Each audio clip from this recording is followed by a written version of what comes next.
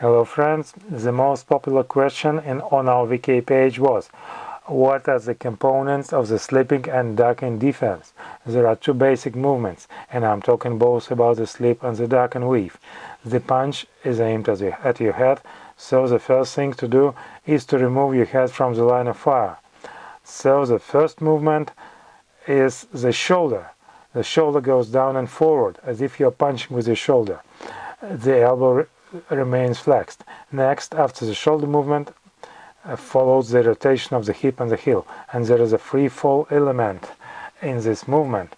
Just one shoulder movement, even without the hip rotation, and look how my head goes away from the line of fire. My head is displaced at the length of the half of my shoulder span.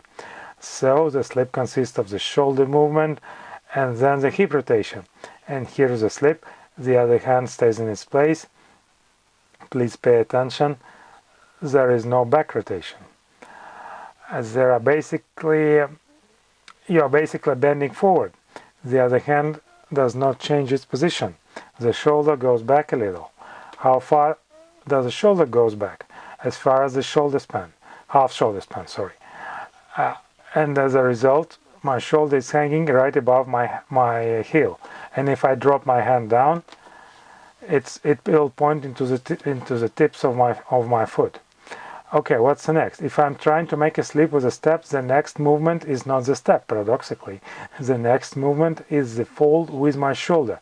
I have a moment of free fall this way, so my foot steps out automatically to catch my weight. It's a reflective, automatic movement. You are falling forward with your shoulder, so you step forward and to the side. So the shoulder falls, the hip rotates, and here you go in a slip position, ready for the next action, like a loaded spring.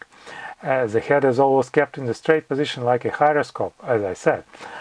Talking about ducking and weaving, there are also two movements. The primary movement is a sitting down movement, as if I literally sit down on the chair. And again, I have a moment of free fall. I use it to make a step. My foot goes out with toes first at a foot length. And then I stand up, go down, sit down by bending my knees as if I'm lowering myself into the chair, and I make a step to the side. What if I want to go around my opponent? I will plant my foot looking inside, like this.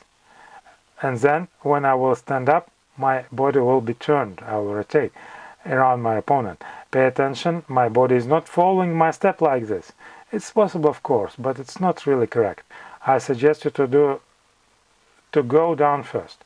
The primary movement is going down, not stepping. See, my foot is looking inwards. Sitting down, free fall, step, the foot looks inside, I stand up and my body turns around the opponent. As a result, I change angle relative to the opponent. So the step is secondary. Go down first, then step. This way the center of gravity is kept between your feet all the time. It's much easier to keep your balance. From Russia, this glove. This